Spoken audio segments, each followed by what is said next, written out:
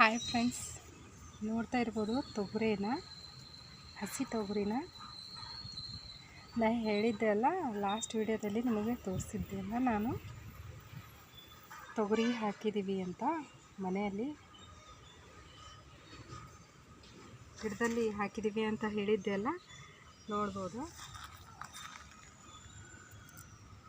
ಇದು ಇನ್ನೂ ಎಳೆ ಇದೆ. ನೋಡ್ಬೋದು, ಈ ಥರ ಆಗಿವೆ ಅಲ್ಲ.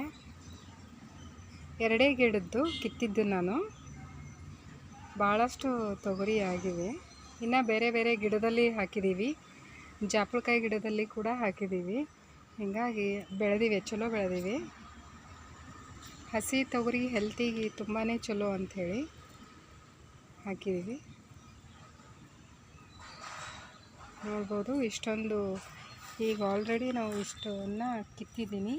ಎರಡು ಗಿಡದನ್ನು ಕಿತ್ತಿದ್ದೀನಿ, ಇನ್ನೂ ಇವೆ. ಚೆನ್ನಾಗಿವೆ, ತುಂಬಿಕೊಂಡಿದ್ದೀವಿ. ನೋಡ್ಬೋದು, ಇದಕ್ಕೇನು ಔಷಧ ಅದು ಏನು ಹೊಡೆದಿಲ್ಲ,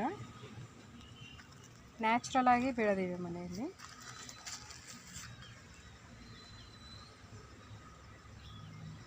ಇನ್ನೂ ಇವೆ, ಇನ್ನೂ ಕಿತ್ತಬೇಕು. ನಿಮಗೆ ಹೇಳಿದ್ದೆ ಅಲ್ಲ, ವಿಡಿಯೋ ಮಾಡಿ ತೋರಿಸ್ತೀನಿ ಅಂಥೇಳಿ. ಕಿತ್ತಿದಾಗ ನೋಡ್ಬೋದು, ತೋರಿಸ್ತಾ ಇದ್ದೀನಿ. ಚೆನ್ನಾಗಿವೆ. ಮನೆಯಲ್ಲಿ ಯಾವುದಾದ್ರೂ ಗಿಡ ಹಚ್ಚಿರ್ತೀರಲ್ಲ, ಅದರಲ್ಲಿ ಹಾಕಿದ್ರೆ ಸಾಕು, ಬೆಳೀತವೆ. ಇವು ಉಪ್ಪಲ್ಲಿ ಕುದಿಸ್ಕೊಂಡು ತಿನ್ಬೋದು, ಅಥವಾ ಹಾಗೆ ಇದರದ್ದು ಕಾಳನ್ನು ಮಾಡಿ ಪಲ್ಯನೂ ಕೂಡ ಮಾಡ್ಬೋದು, ಚೆನ್ನಾಗಿರುತ್ತೆ. ಹಾಗೇನೂ ತಿನ್ಬೋದು, ಹಸಿದು. ಮಕ್ಕಳು ತುಂಬ ಇಷ್ಟ ಮಾಡಿ ತಿಂತಾರೆ.